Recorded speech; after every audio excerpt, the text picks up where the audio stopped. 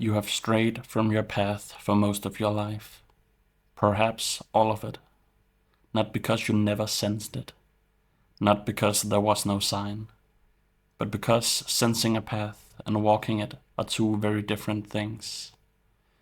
Somewhere along the way, you learned to live with the ache of longing. You imagined another version of your life so often that the imagining itself began to feel like movement. You rehearsed the future privately. You pictured the person you might become if only you had the courage, the discipline, the permission. At times, you even believed you were on your way. There were mornings where the air felt different, conversations that made something in you remember itself, walks where the noise fell away. In those moments, there was no grand revelation, no perfect certainty, only a quiet recognition. This was closer. This was more true. This was the life you were supposed to move toward. And yet, when you are honest, deeply honest, you know you're not close to it. Not really.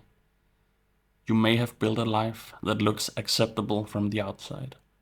You may have done the sensible things, made yourself useful, become competent, respectable, even admired. You may have learned how to explain your choices in a way that makes them sound reasonable. But somewhere beneath all of this, something remains unconvinced. There is a part of you that does not believe your explanations. It listens to your story about timing, pressure, obligation, maturity, realism, and necessity, and still it does not bow. It knows you are meant for something different, not necessarily something grand, not necessarily something impressive, but something more honest, something more alive, something more you. And this is the quiet tragedy of many lives. Not that people never hear the call, but that they hear it for years and do not answer. They hear it in the morning before the world interferes. They hear it on long walks. They hear it in the strange sadness that arrives after getting exactly what they thought they wanted. They hear it in envy, restlessness, beauty, silence, and in the painful clarity that comes when distraction finally fails. And still, they turn away. They make choices that move them further from their path, then explain those choices away. It was circumstantial. It was temporary. It was stress. It was necessity. It was one night, one compromise, one delay, one more year. And because each betrayal seems small in isolation, they never have to call it betrayal. This is how people remain divided from their own lives. They can describe their avoidance with precision. They can name the wound, trace the habit, identify the fear, explain the cycle. But description becomes another form of safety. They understand themselves just enough to avoid changing, because knowing is not the same as changing. Sometimes knowing is the most sophisticated way of staying the same. It allows you to remain near the truth without being transformed by it. It allows you to feel serious without becoming obedient. And so you grant yourself permission.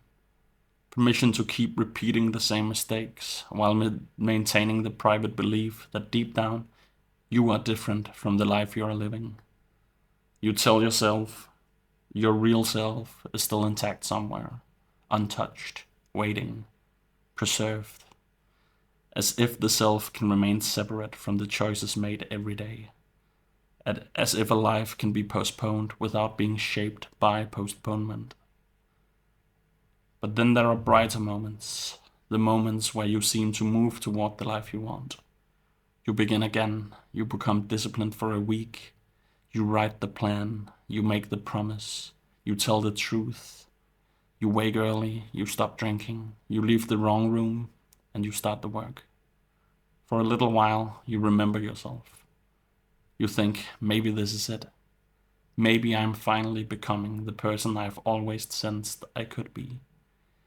But then the old gravity returns, the familiar mood, the familiar excuse, the familiar comfort, the familiar self. Slowly, almost invisibly, you drift back into the old rhythm, back to the default, back to the life you can tolerate but cannot love, back to the version of yourself you understand, even if you no longer respect it. And then the years begin to pass. A year disappears into explanation, another into preparation, another into recovery, another into waiting for the right conditions, another into becoming ready, another into telling yourself you're still young enough to begin later. And with every year, the life you once felt called toward becomes less vivid. Not because it was false, but because it was neglected. Even the truest things in you can become faint if you refuse to listen to it. Even the life that once seemed unforgettable can become difficult to remember if you spend enough years betraying it. One day you realize you no longer remember it clearly. You remember that there was something, some image, some longing, some private conviction that your life was supposed to be more aligned than this. But you can no longer see it with the same sharpness. It has no edges now, no face, no immediate demand. It has become like a scent from the past, familiar but unreachable, beautiful but far away. And this is when many people surrender, not because the path is gone, but because they have forgotten what it felt like to believe in it. They mistake numbness for acceptance, exhaustion for wisdom, the absence of urgency for peace. They say, this is just life. They say, maybe I wanted it too much. They say, maybe this is enough. But something in them does not agree. Something still moves beneath the surface, a small discomfort, a quiet refusal, a sadness they cannot fully explain, a tenderness toward the person they never became. And this is not a curse, it is evidence. Evidence that the path has not fully left you. Evidence that some part of you is still loyal to the life you have not yet lived. The life you abandoned has not entirely abandoned you. It still appears in sudden moments of beauty, in the ache you feel when something true passes near you, in the discomfort you feel when you betray yourself again, in the strange hope that survives your own cynicism. It is easy to think these moments are cruel, that they only arrive to remind you of what you failed to become. But perhaps they are merciful. Perhaps they are there to remind you that the door has not closed, that your life is not finished, that the truest part of you has not died. There is still a choice. There has always been a choice. The choice to stop pretending you do not know. The choice to stop calling your fear wisdom. The choice to stop treating your life as something you can postpone without consequence. The choice to take one honest step before the old self negotiates you out of it.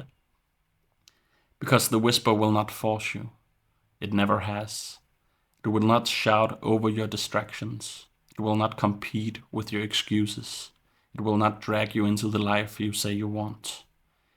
It will only return softly, patiently, faithfully, until you either become the kind of person who can hear it, or the kind of person who explains why you never did. The choice is still there. Will you let it go unheard, or will you finally listen? Sincerely, Milo Morrison.